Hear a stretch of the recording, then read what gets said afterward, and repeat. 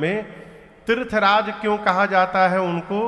धरती पर जितने तीर्थ हैं सभी तीर्थों के राजा हैं प्रयाग, इसलिए उनको तीर्थराज प्रयाग कहा जाता है। तीर्थराज प्रयाग में एक मुनि है जिनका नाम है भरद्वाज जी। तपस्वी हैं, समदम से संपन्न है, राम जी के भक्त हैं तीर्थ भरद्वाज जी। तीर्थराज प्रयाग में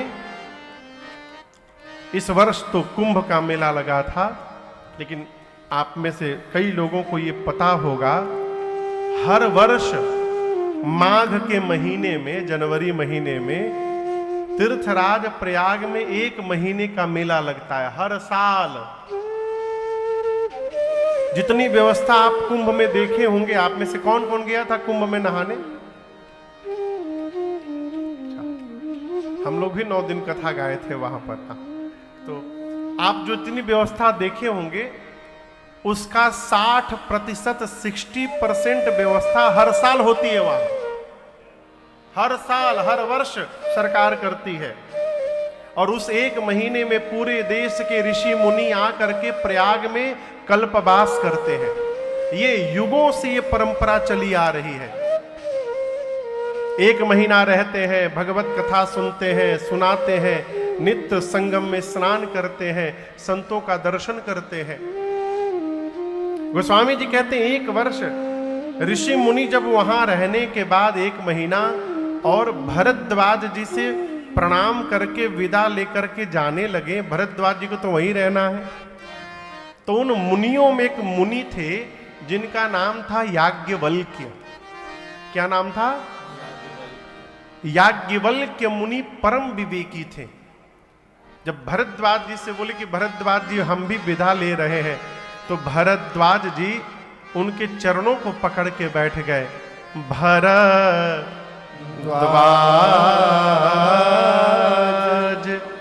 राखे पद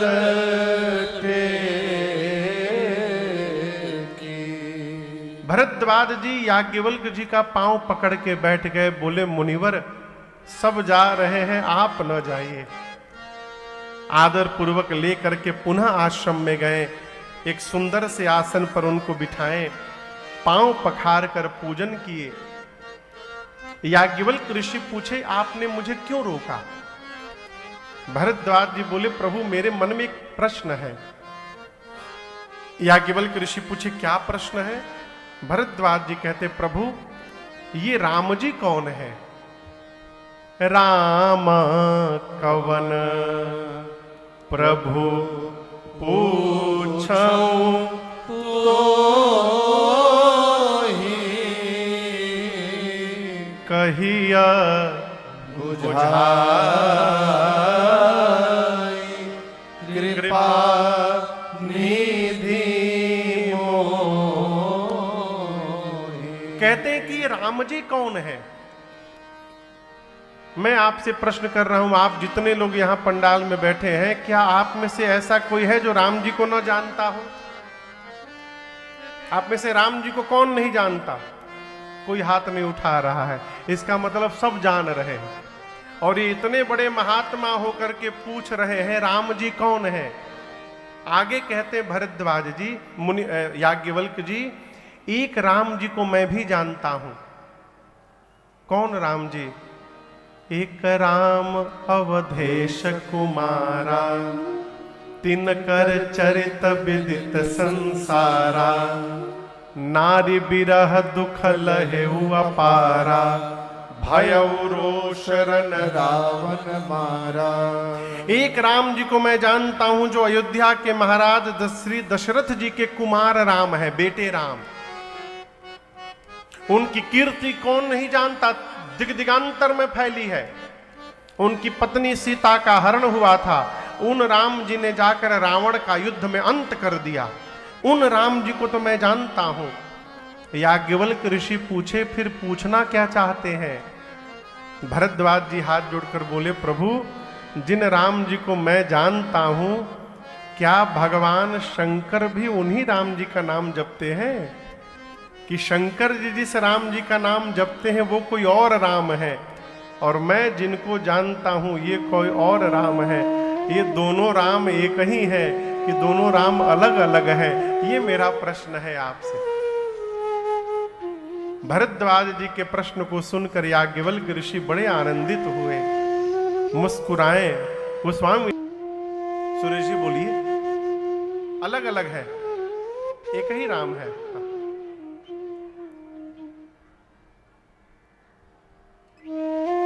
हम एक बार आसाम में कथा गा रहे थे, तो वहां जो कथा करा रहे थे उनके एक रिश्तेदार आए, वो भी जीजा जी थे। उनके अवस्था होगी लगभग 55 साल की उम्र होगी उनकी। आए, बोले महाराज जी मेरे जीजा जी हैं ये। हमके स्वागत है आपका। बैठे, कुर्सी मैंने दी, बैठे, कुछ मीठा मंगाया, मीठा पाए। वो भैया चले गए, वो जीजा जी बैठे थे मेरे सामने कमरे में। तो बोले महाराज एक प्रश्न है मेरे मन में। उन्होंने कहा कहिए क्या प्रश्न है? बोले आप कौन से राम जी की कथा गाते हैं? बोले कौन से राम जी मतलब 10-12 ठे राम जी है का? बोले महाराज हाँ है ना, एक राम घट घट में बासी, एक राम दशरथ का बेटा, एक राम का जगत पसारा, एक राम वो, एक राम ये, हमको 7-8 ठे राम गिना गए। बोले इनमें से कौन से राम की आप कथा गाते हैं? मैं मुस्कुराता रहा। बोलिए बोलिए बोलिए, हम उत्तर लेके जाएंगे। मैंने कहा मीठा पी लिए, खा लिए मीठा, पानी पी लिया, और कुछ खाएंगे आप? बोले नहीं, हो गया। उत्तर दीजिए। मालूम है मैंने क्या कहा? मैंने कहा पीछे का गेट खुला है, अभी बंद नहीं हुआ है, जल्दी भाग लीजिए यहां से। बोले क्यों? मैंने कहा हम कोई डस्टबिन नहीं है कि आप अपने दिमाग का कचरा हमारे दिमाग में डालने चले आए हैं। आप 10 राम मानते रहिए, मेरे लिए एक ही राम है जिनकी मैं कथा गाता हूं। मेरे लिए 10 राम नहीं है, एक ही राम। और आप समझ नहीं पा रहे हैं क्योंकि आप बहुत विद्वान हो गए हैं। एक राम का जगत पसारा, एक राम दशरथ का बेटा, एक राम घट घट कंबासी। तो यहां 3 राम नहीं हुआ। कहने वाला कहना चाहता है एक राम, वही एक राम है जिसका जगत पसारा। एक राम, वही एक राम है जो घट घट में बासी है। वही एक राम का पूरा संसार बनाया हुआ है। कहा जा रहा है कि एक ही राम, और आप सबको अलग अलग मान लिए हैं। ये क्या है? ये बुद्धि का बमन है, बुद्धि का बमन है। अपने इष्ट में निष्ठ रहिए। हमारे लिए एक ही राम। आप में से जो कन्हैया के भगत होंगे ना, कन्हैया वाले कितने बैठे हैं यहाँ पर? श्री कृष्ण के उपासक कितने लोग हैं? हाँ, अब बाकी सब राम जी वाले हैं। राम जी वाले कितने हैं? हाँ चलिए, हाँ राम जी वाले हैं, तो घबराने की बात नहीं है। कन्हैया वाले जो भक्त यहाँ बैठे हैं, आप राम कथा भले सुनिए, लेकिन अपने भगवान कृष्ण में निष्ठावान रहिएगा। यदि कृष्ण में निष्ठावान रहिएगा तो राम के भीतर ही आपको कृष्ण का दर्शन प्राप्त हो जाएगा। ये निष्ठा है। गोस्वामी तुलसीदास जी महाराज श्रीधाम वृंदावन गए, तो वहां एक मंदिर में गए। ये मैं सत्य घटना सुना रहा हूं। अभी भी कभी वृंदावन जाइएगा तो दर्शन करिएगा। तो वहां गए तो एक कन्हैया के मंदिर में गए, तो पुजारी जी ने कहा कि प्रणाम करिए। गोस्वामी जी प्रणाम नहीं किए। अरे आप भगवान को प्रणाम नहीं कर? प्रणाम है, भगवान है, ठीक है। तुलसी मस्तक तबे झुके जब धनुष बाण हो हाथ। गोस्वामी जी कहते हैं मैं सब जगह माथा नहीं झुकाता हूं, मैं वही सिर झुकाता हूं जहां मुझे हाथ में धनुष बाण दिखाई देता है। जहां मेरे रघुनाथ जी दिखाई पड़ते मैं वहां दंडवत करता हूं। और जब गोस्वामी जी ये बात बोले, आप इस बात को सत्य मानिए, कन्हैया की मूर्ति में से मुरली हट गई और भगवान श्री कृष्ण धनुष बाण लेकर के प्रकट हो गए वहां पर, और गोस्वामी तुलसीदास जी को दर्शन प्रदान किए। आज भी श्री धाम वृंदावन में उस मंदिर में भगवान कृष्ण मुरली लेके नहीं खड़े हैं, कन्हैया वहां धनुष बाण लेकर के खड़े हैं आज भी। तो इष्ट में निष्ठ रहिए। जैसे प्रश्न किया भरद्वाज जी ने, याज्ञवल्क्य ऋषि मुस्कुरा गए, कहे भरद्वाज जी मैं आपकी चतुराई समझ गया। आप राम जी की गूढ़ कथा सुनना चाहते हैं, इसलिए आप मूढ़ बन करके प्रश्न कर रहे हैं मेरे से। चतुराई तुम्हारी मैं जानी।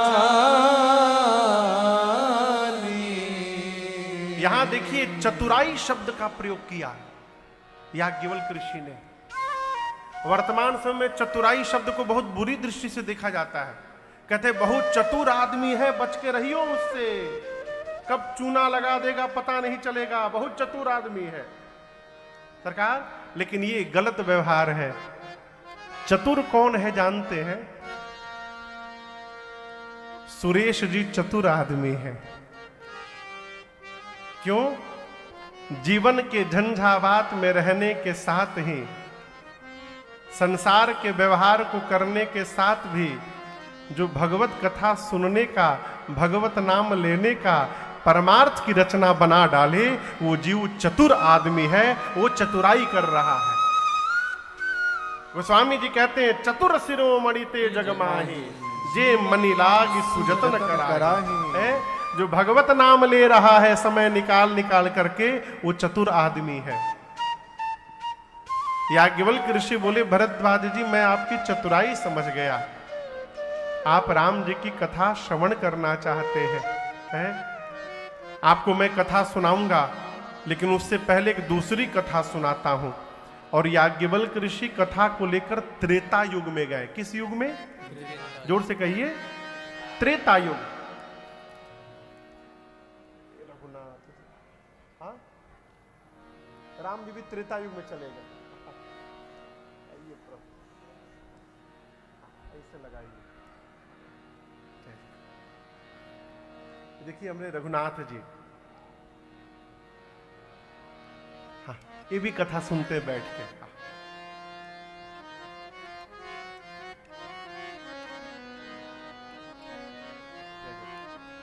त्रेता युग में एक बार त्रेता युग माही, जाकर बिठाएं आसन पर, मैया और बाबा बैठे और पांव में बैठकर अगस्त्य मुनि भगवान शंकर के पांव पखारकर पूजा करने लगे। अब यहां दर्शन करिए, एक बड़ी अद्भुत बात मैं आपसे निवेदन करूं। कोई व्यक्ति यदि आपको सामने से झुक करके प्रणाम कर रहा है, इसका अर्थ ये ना निकालिएगा कि वो आपसे कमजोर है। वो आपको इसलिए प्रणाम कर रहा है क्योंकि उसका संस्कार ऐसा है कि वो सामने वाले को अपने से बड़ा मानता है, इसलिए प्रणाम कर रहा है। ये उसके संस्कार है। ये ना समझ लीजिए कि वो आपसे कमजोर है इसलिए प्रणाम कर रहा है। भरद्वाज जी अगस्त्य मुनि भगवान शंकर के शरण में बैठकर पूजन करने लगे। सती जी और शंकर जी दोनों साथ में हैं, लेकिन यहां दर्शन करिए, एक साथ रहने वाले लोगों के विचार कितने अलग अलग होते हैं। शंकर भगवान देखे तो शंकर भगवान गदगद हो गए, कहे धन्य है मुनिवर, हम तो यहां श्रोता बन करके आए हैं कथा सुनने के लिए। आप कथावाचक हैं, नियम से आपको ऊपर बैठना चाहिए, हमको नीचे बैठना चाहिए, लेकिन आप वक्ता होने के बाद भी श्रोता के चरण की पूजा कर रहे हैं। आपको तनिक भी अभिमान नहीं है वक्ता होने का। हे अगस्त्य ऋषि आप धन्य हैं। ये किसने सोचा? शंकर जी ने।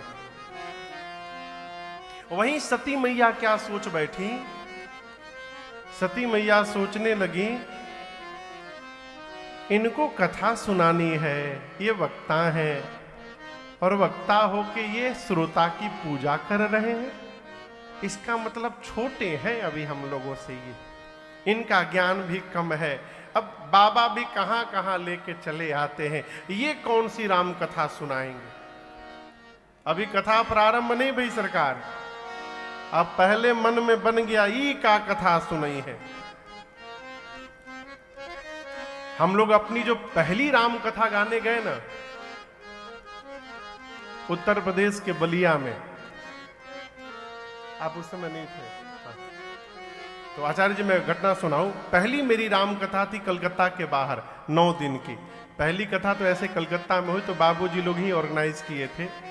उसके बाद बाहर किसी ने बुलाया तो मैं 2011 में 4 से 12 नवंबर बिरुवार बाली बलिया, हमारे एक मित्र है राकेश सिंह, वो कथा कराए, मैं वहां कथा गाने गया।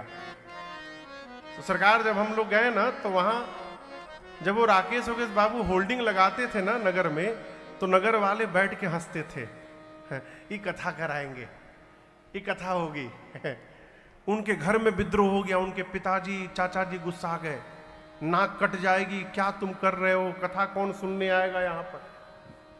अब वो बोले महाराज जी तो चल दिए हैं ट्रेन से, हम नाक कटे चाहे रथे रहे, कथा तो कल से होगी। हम लोग गए, पहले दिन पंडाल में कितने लोग थे मालूम है? 20 लोग। 20 लोग। हमें अपने लिए तो वही 20 लोग 20,000 के बराबर है। कथा गाने का सौभाग्य मिल गया है, पहली बार कोई बुलाया है अपने लिए। अपने तो इसी में डूब रहे थे। 4-5 दिन जब कथा हुई ना, उसके बाद भीड़ शुरू हुई। 9वें दिन आते आते 5,000 से ऊपर लोग हो गए। तो 4 दिन बाद राकेश जी आए और आकर हमसे बोले कि महाराज जी गांव के लोग कह रहे कि कथा यदि 4-5 दिन और आगे बढ़ जाती। क्यों? तो शुरुआत में लोग भ्रम में थे इसलिए आए नहीं, लेकिन जब कथा सुनने लगे, आनंद आने लगा तो पछतावा हो रहा है 4 दिन क्यों नहीं गए। तो पूरा गांव निवेदन कर रहा है कि कथा 3-4 दिन और आगे बढ़ जाए। तो ये तो नहीं होगा, कथा तो 9 दिन ही होगी, हम फिर आएंगे बाद में। और उस स्थान पर हम लोग 4 बार राम कथा गा चुके हैं, 4 बार। 2027 में 5वीं बार गाने जाएंगे। अब ये क्या है? पहले मन में यदि बैठ गया कि ये क्या सुनाएंगे तो हम पंडाल में रह के भी नहीं सुन पाएंगे। हुआ ऐसे ही, गोस्वामी जी कहते हैं कि राम कथा मुनि बरज बखानी। मुनिवर अगस्त ऋषि ने राम कथा सुनाई। बैठे कितने लोग हैं सुनने के लिए? कितने लोग बैठे सुनने के लिए? 2, शंकर जी और सती मैया। लेकिन सुना किसने? सुनी महेश परम सुख मानी।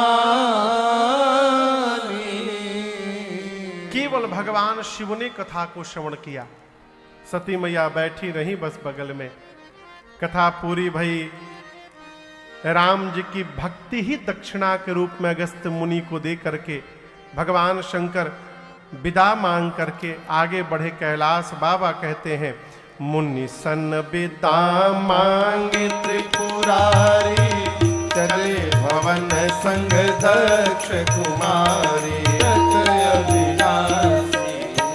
बाबा कहते त्रेता युग का समय था, उस समय राम जी अवतार ले चुके थे।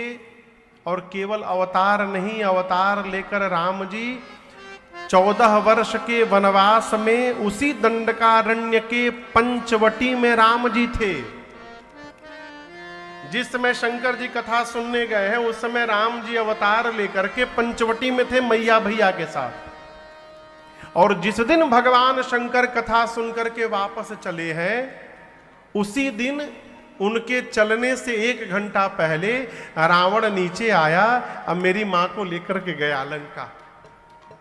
नीचे धरती पर राम जी, लक्ष्मण जी, सीता मैया को ढूंढते हुए रो रहे हैं। और ऊपर से भगवान शंकर वापस जा रहे हैं और मन में सोच रहे हैं जिन प्रभु की मैंने कथा सुनी है वो प्रभु नीचे ही लीला कर रहे हैं। के ही विधि दर्शन हो। कैसे दर्शन मिलेगा? अभी शंकर जी सोच ही रहे थे, तब तक नीचे राम जी रोते हुए दिखाई पड़ गए। किसको दिखाई पड़ गए? सोचने लगी ये सच्चिदानंद है, ये अपनी पत्नी के लिए रो रहे हैं। कहीं भगवान भी पत्नी के लिए रोते हैं का? आप बताओ। अच्छा आप बताओ, भगवान भी कहीं रोते हैं? मैं पूछ रहा हूं, यदि आप भगवान के पास अपन दुखड़ा सुनाने जाइए और आपको दिखाई पड़ेगी भगवान खुदे रो रहे हैं, तो आप क्या सुनाइएगा दुखड़ा? आपको एक घटना सुनाऊं।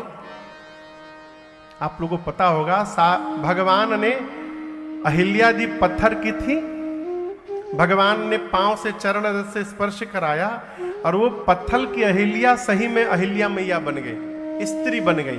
पत्थर स्त्री में परिवर्तित हो गया। राम जी जब चित्रकूट रहते थे ना, चित्रकूट में जब थे सुरेश जी, तो भगवान संतों का भंडारा कराया करते थे।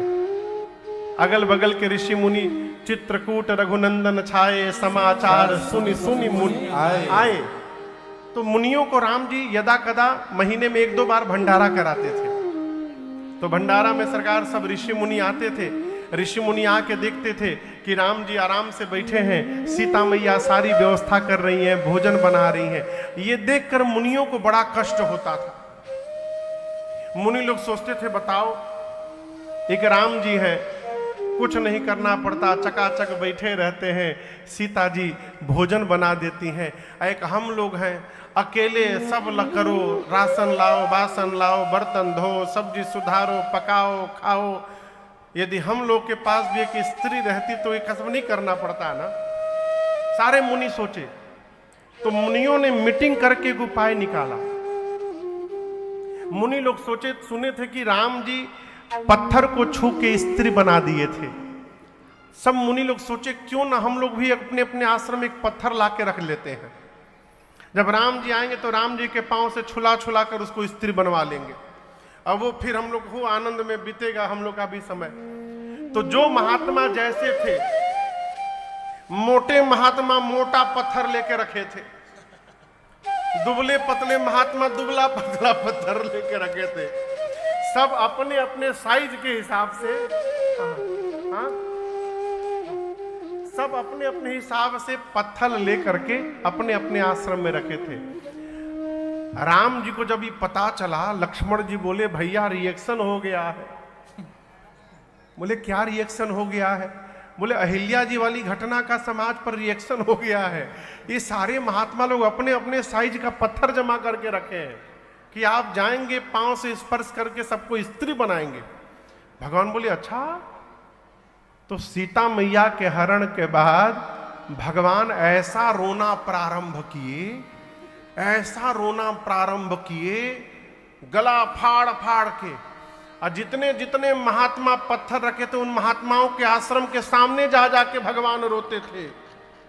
महात्मा जब देखे अरे जब स्त्री के लिए भगवान को ऐसे रोना पड़ रहा है तो हम लोगों की क्या गति हो जाएगी, हम लोग का तो जान निकल जाएगा।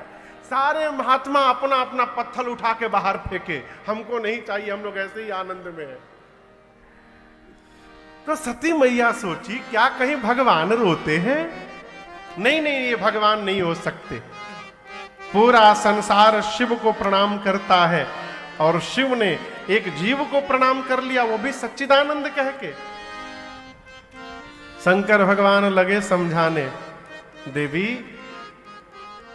मुनि धीर जोगी सीध संपत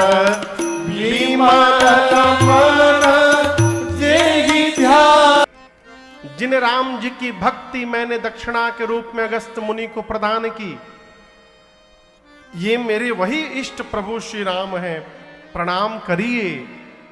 सती मैया मानने को तैयार नहीं है। अंत में ध्यान दर्शन करिए, शंकर जी 3-4 बार केवल समझाएं। जिसको समझना होता है ना 3-4 बार में ही समझ जाता है। जो बार बार कहने के बाद भी नहीं समझ रहा है उसको समझाना नहीं चाहिए, अपने को समझा लेना चाहिए कि अब इनको समझाना नहीं है। क्यों नहीं है? बिना भुगते नहीं समझेंगे, समझेंगे भुगतने के बाद समझेंगे। शंकर भगवान बोले, देवी यदि आपको संशय है तो जाके परीक्षा ले लीजिए उनकी, वो कौन है। सती मैया परीक्षा लेने गई और शंकर भगवान इधर सोचने लगे, मोरे कहे न संशय जाहि, विधि विपरीत भलाई नाहि। शंकर भगवान कह रहे हैं कि मैं समझा रहा हूं और सती के समझ में बात नहीं आ रही है। इसका अर्थ है कि विधाता सती से विमुख हो गए हैं। विनय बाबू, जीवन में जब अपने से बड़ों की बात समझ में आनी बंद हो जाए तो ये मान लेना चाहिए कि हमारा विनाश अब निकट आ गया है।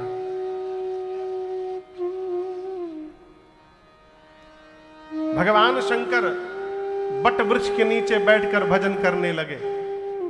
सती मैया परीक्षा लेने चली राम जी की। पुनि पुनि हृदय विचार करी, धरि सीता कर।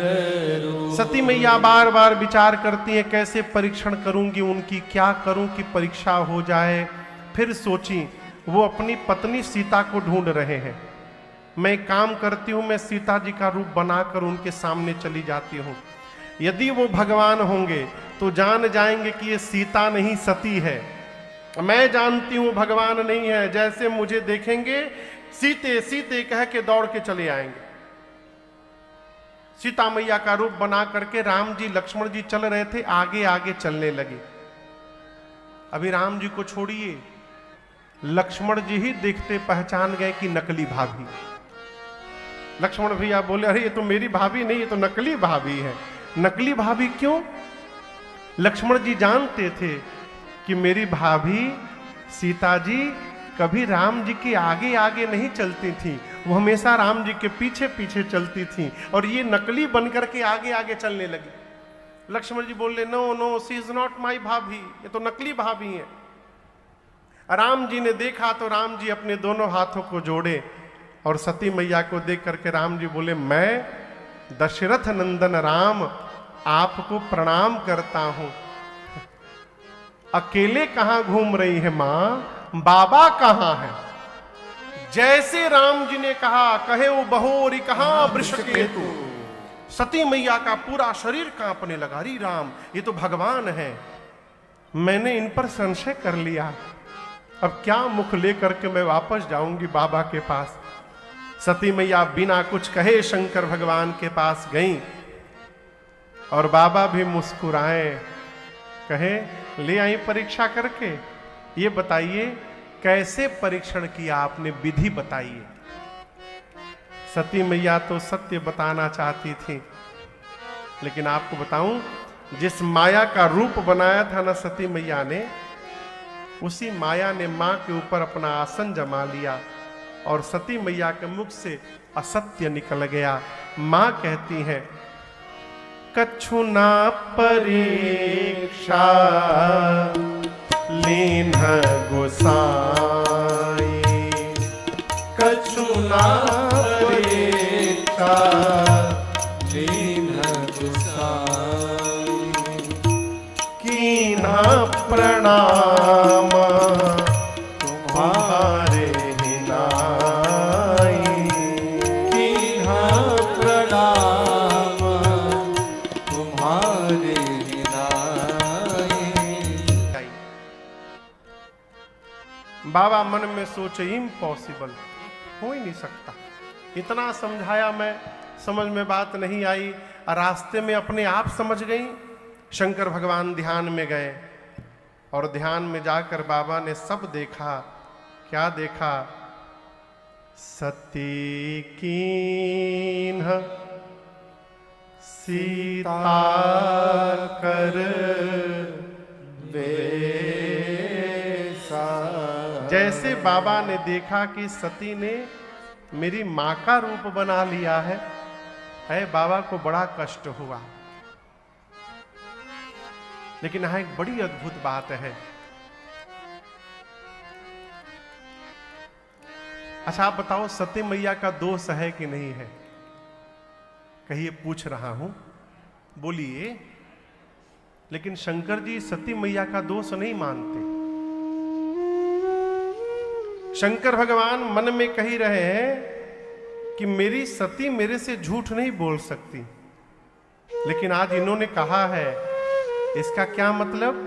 बाबा कहते मैं जानता हूं मेरी सती ने मुझसे झूठ नहीं कहा है, ये राम जी की माया ने मेरी सती से झूठ कहलवा दिया है। प्रेरी सती ही जही झूठ कहावा। इतना कुछ होने के बाद भी भगवान शंकर मां सती का अपराध नहीं मानते। ये प्रसंग कह रहा है कि जिसके साथ जीवन भर संबंध का निर्वाह करना है, उसके भीतर दोष देखना बंद किया जाए। जिस संबंध का कोई ऑप्शन नहीं है, कोई विकल्प नहीं है, वहां कमी ना देखी जाए। कमी नहीं देखेंगे ना हो तो संबंध जीवन भर बना रहेगा। कमी दिखाई देने लगेगा तो संबंध शीघ्र ही समाप्त हो जाएगा। शंकर भगवान कहते मेरी सती का दोष नहीं है, ये राम जी की माया ने झूठ कहलवाया है। लेकिन समस्या क्या है? शंकर भगवान मन में सोचते हैं, जब जब सती दिखाई पड़ेंगी तब तब मुझे याद आएगा कि सती ने मेरी मां का रूप बनाया।